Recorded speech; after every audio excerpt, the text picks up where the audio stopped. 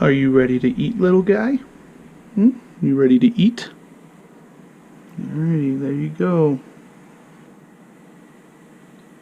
Oh yeah. That's the good stuff. Hey guys, welcome back to Horsepower Obsessed. Today I'm going to show you how to change the clutch fluid in your C7 Corvette.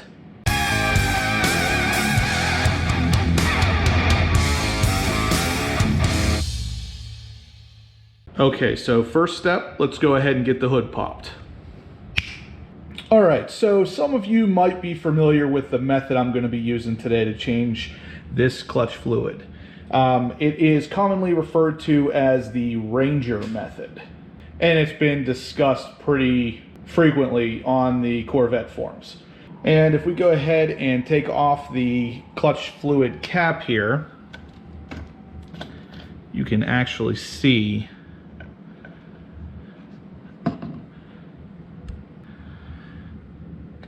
it's pretty nasty looking in there. Why don't you just look at it? Yeah, it's sad. It's the only mark. I mean, just look at it. That fluid in there is supposed to be clear, and that looks very disgusting. My fluid looking like that is only about 2,500 miles worth of clutch dust in there. This stuff gets nasty really, really quick.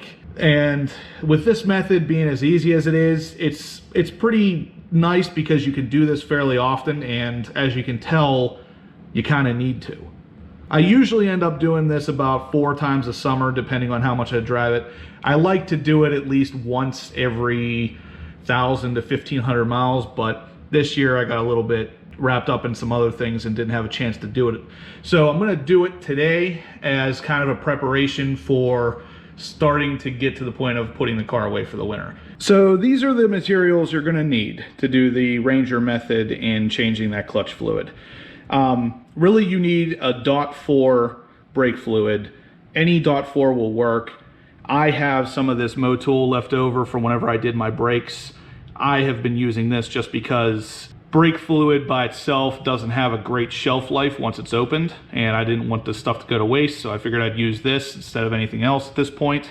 But honestly, any of the .4 stuff from Walmart or Advanced Auto, it will all work. So this stuff is some of the higher end brake fluid, and I did use this in my brake system whenever I changed my calipers from the silver that came with the car to the red that's on there now. Like I said, I'm just using this stuff up so it doesn't go bad. The second thing you're gonna want is some sort of syringe. This one here I bought on Amazon, and I paid something like $4 for it. It's just a plastic syringe. Keep in mind, any syringe you use is likely to get ruined because brake fluid basically destroys plastic. So in this case, this one's held up all right. I've used this a good probably 5 or 6 times already, and it seems to be all right. But I didn't pay anything for it really, so if it goes bad, it's no big deal. A lot of people use turkey basters for this, and honestly, you could probably get away with doing that, but like I said, it's gonna destroy it, so don't think you're gonna be marinating your turkey with it this year afterwards. Third is just some sort of towel. In my case, this is a shop towel. This is gonna just be there to clean up any spills or anything, because like I said, brake fluid is some nasty stuff. It will destroy plastic, it will eat paint off of your car. You don't want that to happen, so keep something close by to clean it up. Lastly for me, gloves. I'm gonna put on the rubber gloves here just to keep the brake fluid and stuff off my skin. Same kind of thing. I don't think brake fluid will eat through your skin like it will paint, but at the same time, I don't want it on my hands. So this is all you're gonna need to get this done. All right, so the clutch fluid cap, this little diaphragm actually comes out, and the first thing we're going to do is clean this all up.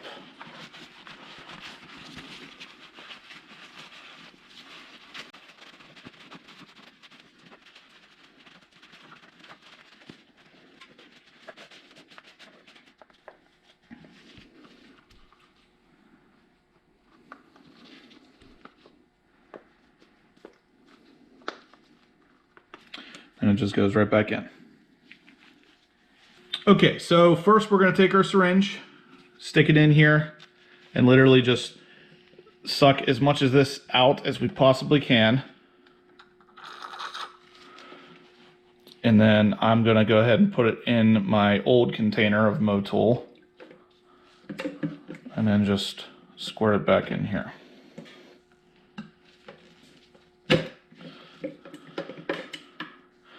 Again, like I said, make sure you take care not to drip any of this stuff on the paint. Anything on the paint or plastic, this brake fluid will literally eat right through it. So, like I said, we're just going to continue to suck it out of there until you get as much out as you possibly can.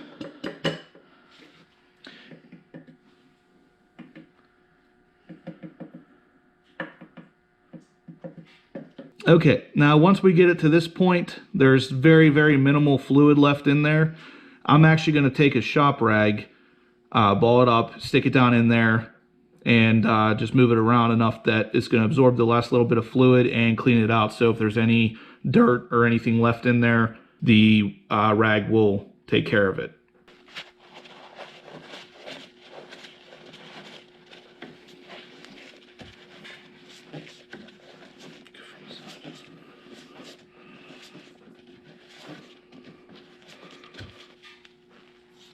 And there it is after I wiped it out.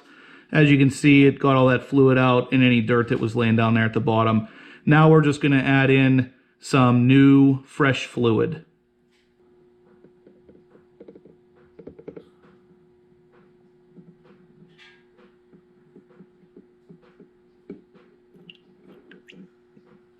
Okay, so we added the new fluid in, and you can see it in there now. It is clear with a slight greenish tint to it. But from here, we're going to go ahead and just put the cap back on now. So like I said, you want to make sure you clean that diaphragm and the cap first. Now the cap is on. Now we're going for the next step. And that is going to be to get in the car and pump the clutch 30 times.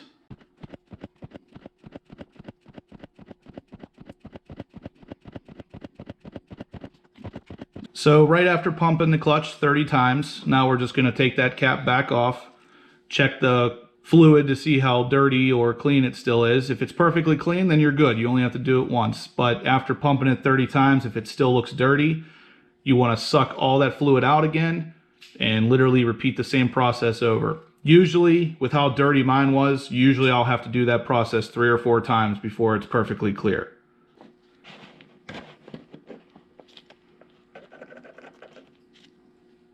And you can see, it might be kind of tough to see, but there's still a good bit of contaminants in there. I can't really see the bottom of the little reservoir anymore. So the fluid that's been mixed up through there is still definitely very dirty. So I'm going to go ahead and suction this out a couple more times until I get it to the point where it's perfectly clear. And after the second time of pumping the clutch 30 times, we're going to go ahead and check this fluid and see what it looks like this time.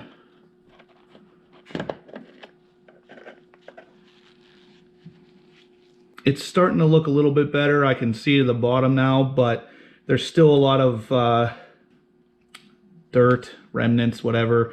Kind of looks greasy floating on the top of the surface. So I'm going to do it one more time, but I'd probably be okay with just doing it twice.